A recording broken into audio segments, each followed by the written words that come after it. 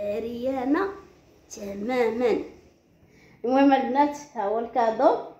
قال لي ما غاديش تستمري على الحجاب، لانه كنشوف الناس اللي كيديروا بعد سيمانه كيحيدوه. ها هو يا التحدي. ها هو الكادو سيدي. يلا نص. شكرا شكرا. انا على الوعد ديالي. شكرا شكرا. الصحه والراحه. الله يعطيك الصحه.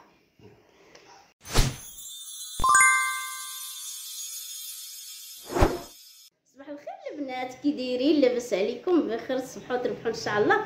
اليوم البنات هذا الفيديو غيكون سبيسيال، غادي نحكي لكم القصه كيفاش انايا ارتديت الحجاب واشنو اللي خلاني ندير الحجاب، وغادي نشارك معكم واحد الفرحه. مصطفى جاب لي كادو بمناسبه ارتداء الحجاب، وكان خايف اني نحيدو، فهو ملي شافني درتو ويعني واستمريت عليه جاب لي كادو كمكافاه، ولو اني انا ما كنتش كنتظر، يعني ما كنتظر لا مكافاه لا حتى اي حاجه، لا كادو لان درتو لله سبحانه وتعالى، فكنتمنى الله هو اللي كافيني وهو اللي يتقبلوا مني.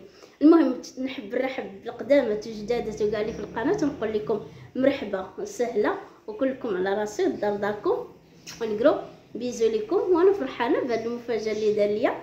ماشي عيب يعني الانسان يفرحك ولا يقدم لك هديه ولا شي حاجه. المهم نوريها لكم هي الاولى باش ما نخليكمش يعني شوفوا واعره البنات، واعره بزاف بزاف. لقاش هذه انا كنت كنشوفها وكانت كتعجبني بزاف بزاف، خصوصا انها طوندونس يعني في الذهب، شي حاجه رائعه. طوندونس في الذهب شي حاجه واعره بزاف بزاف. شفتوا هذا الكادو ديال مصطفى بمناسبه ارتداء الحجاب، كنقول ليه شكرا بزاف بزاف. واعره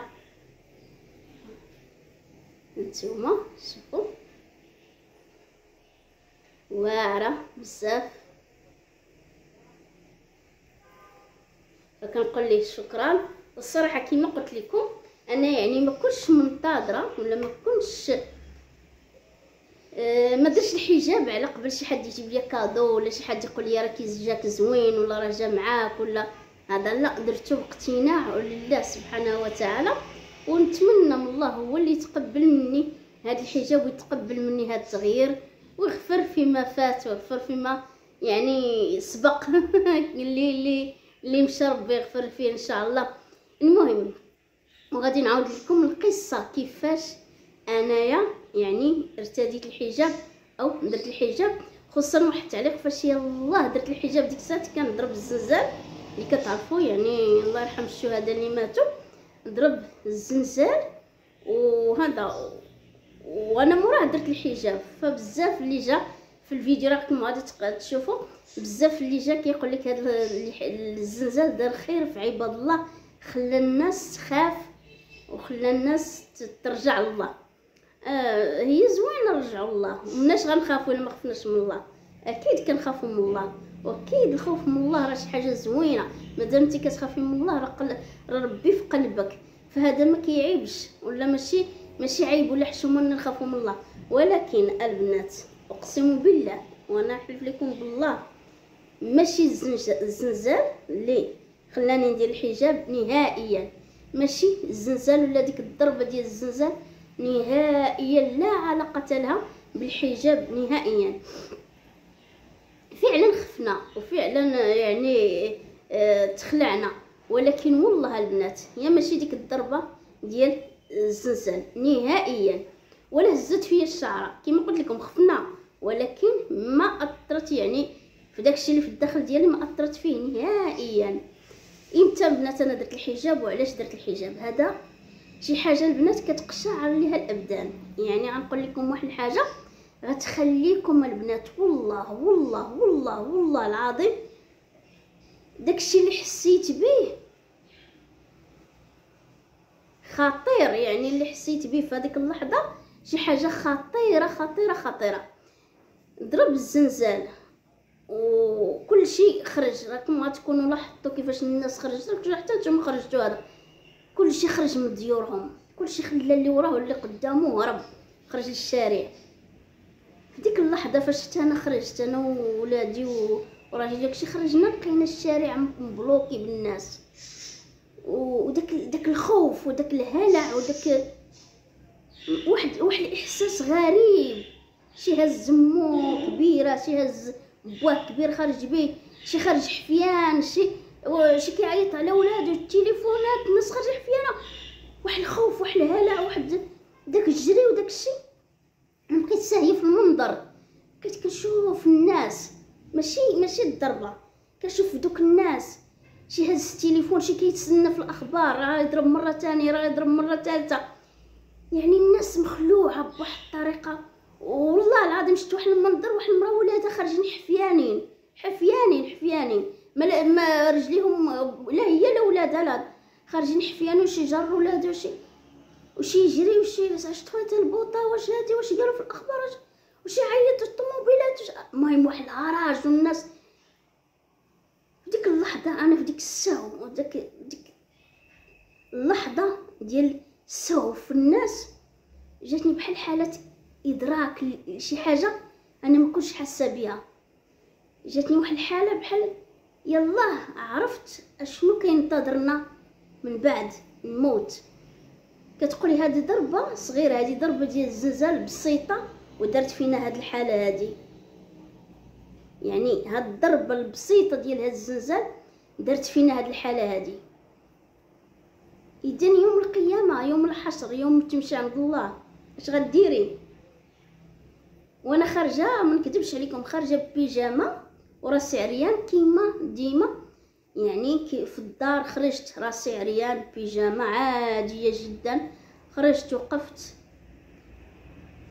في داك المنظر اللي الناس كتجري والناس يعني لا تقف، لا كاين اللي تجر ولادها لا ما توقفيش في حدا البوطو، ولا ما توقفيش حدا ديك الشجره. هذا هزيت عيني وشفت راسي في داك الوضع وشعري عريان وداك الشيء. هزيت عيني يا الله، قسما بالله اللي حسيت بيه شي حاجه غريبه عمرني ما حسيت بها. في داك الجو ديال الهراج والمراج هزيت انا عينيا بحال الله، تخيلي راسي كأني عريانه تماما، بحال الا عريانه تماما. وحسيت بواحد الخجل من الله، بواحد الحاله ما عمرني حسيت بها، ما عمر. هذا الشعور غريب، انا كما قلت لكم هذا الشيء اللي حسيت به باش نشرحه لكم صعيب، شي حاجه غريبه. حسيت براسي بحال ملط، يعني واقفه صافي، بقيت واقفه وكنشوف وكنسبح وكنستغفر، كنقول يا ربي دابا هذا الشيء هنا حنا باقي ما يعني ضربه بسيطه ماشي شي حاجه يولي وقفنا قدامك. المهم هي ديك الساعات كما كنعقل ضرب الزلزال مع شي 11 وشي 10 دقائق بحال هكا، الا ما خانتني الذاكره 11 و10 دقائق ولا ما عطل 10 و10 دقائق. المهم شي حاجه يا 11 و10 دقائق يا 10 و10 دقائق الا ما خانتني ذاكرتي. في ديك اللحظه حنا خرجنا، المهم خرجنا وقفنا حتى الفجر، حتى الفجر تقريبا.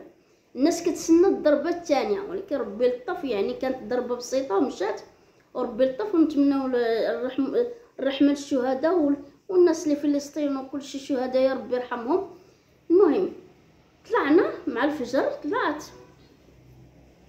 نحليت الماريو بلا ما نقولها لحتى شي واحد، بلا حتى واحد ما كيعرف. كما قلت لكم البنات ماشي الضربه ديال الزلزال، المنظر. المهم حليت الماريو، ما عنديش شي حاجه طويله انا. هذاك اللباس اللي كنلبس اللي كتقولي لا حشومه راه عريان، هذاك راه مستور، شي حاجه مستوره، يعني راه لباسي في الدار انا شكل خور. ممكن حل الماريو ما كنلقاش شي بيجامه، كنلقى الا لقيت القندوره من هنايا، شي حاجه مقزبه شي حاجه. المهم واحد القميص راه موالفه كنلبسو معكم دائما، هو اللي لقيته طويل، قلت الحمد لله لقيت شي حاجه باش نستر. انا كما قلت لكم جاتني بحال عريانه، بحال ملط يعني. لبست داك القميص، قلبت على الزيف، لقيت واحد الزيف قديم درته على راسي، لويت جمعت شعري، لويت داك الزيف على راسي، لبست داك القميص طويل، خرجت. كلشي بقى كيشوف فيا. مصطفى تخلع، جاتو عجب كيفاش او شنو واقع. شنو المهم قال لي علاش لابسه، كنتي دخلتي الدار، كنتي خارجه من الزنقه، كنتي لابسه وراسك عريانه، دخلتي الدار لبستي بحال هكا، علاش؟ قلت ليه صافي تعافى الله عما سلف، اللي مشى عفو عليه الله، وما جاي ربي يغفر فيه وربي يسمح ليا في داكشي اللي فات. قلت لي دابا هذا هو اللي غادي يكون ان شاء الله باذن الله حتى يجي مول الامانه امانته. صافي دابا غتفوت هاد القضيه هادي وغادي تحيديه، وهادي خصنا شفنا الناس في العائله وقراب وهذا كيديروا الحجاب وكيحيدوه، كيديروه وكيحيدوه. كاينه كاع اللي دارتو ندمات وحيدتو كرهات الحجاب، فشاف داك المنظر قال لي غير دابا غادي تفوت هاد سميتو تحيدي، خليكي حتى تفكري مزيان، وهذا عاد ديري الحجاب باش ديريه على اقتناع. قلت لا، درتو على اقتناع وعلى حب وخوف من الله وكل شيء، يعني اي حاجه تخيلتيها انا درتو على قبلها ودرتو الله سبحانه وتعالى. انا ما عمرني حطيت الحجاب على راسي. كنهضروا هنا على الحجاب ماشي الزيف اللي كديري وتخرجي، مثلا جيتي من الحمام ولا خرجت للسوق كتلوش راسك ولا هذا، لا كنهضروا على الحجاب. الحجاب كحجاب شرعي عمرني ما حطيته على راسي نهائيا، ما عمرني عقلت حطيت الحجاب على راسي.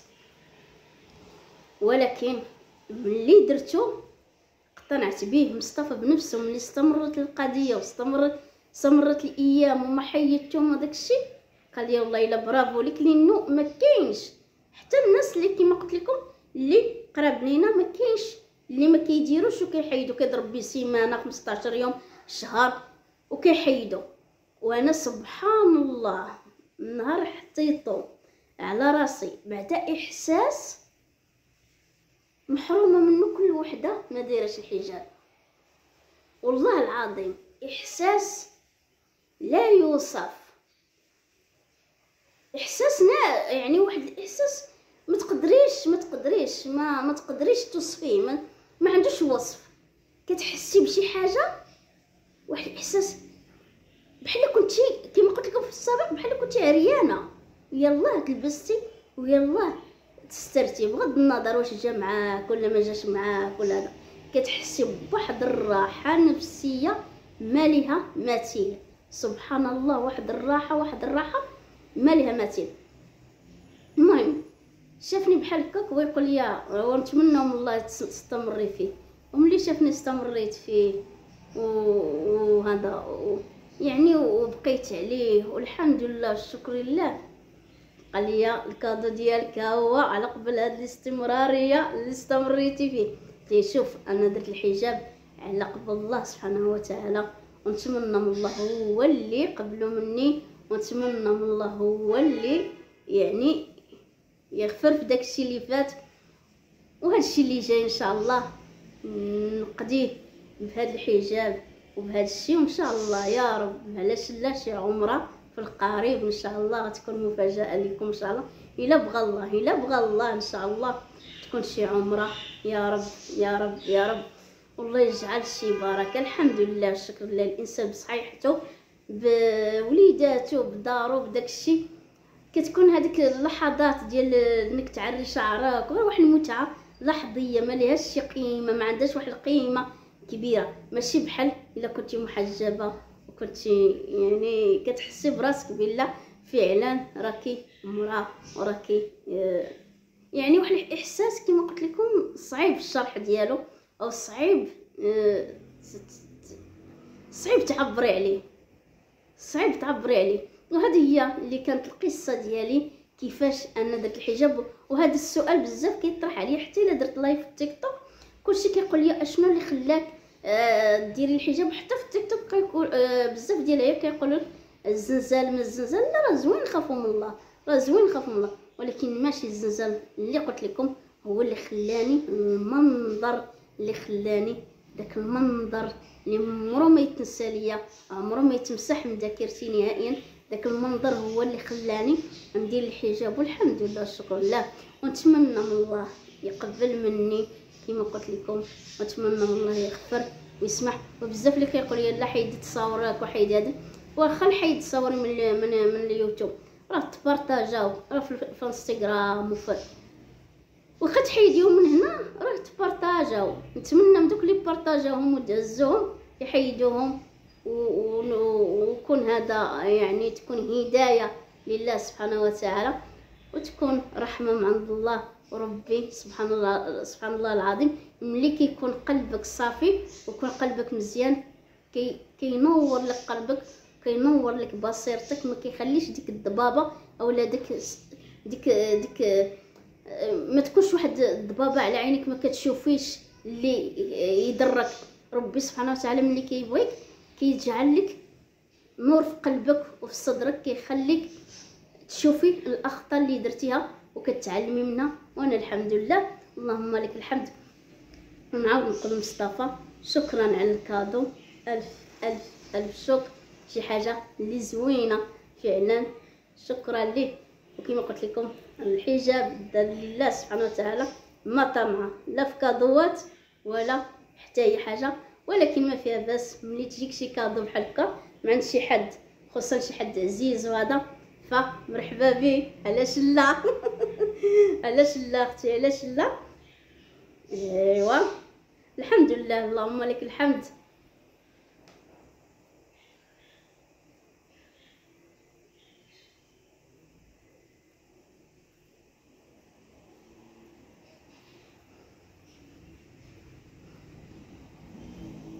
هوايا كادو ديال مصطفى، كنقول ليه شكرا، الف شكر الف شكر الف شكر الف شكر.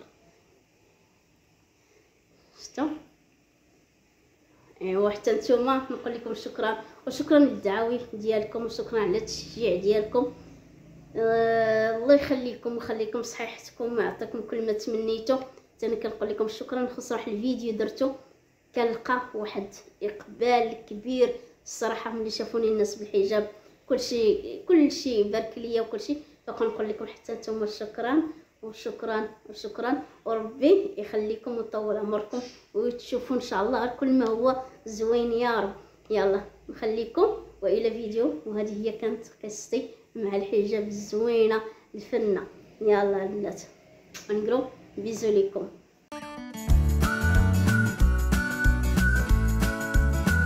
ما تنسوش الاشتراك وتفعيل الجرس. باي باي.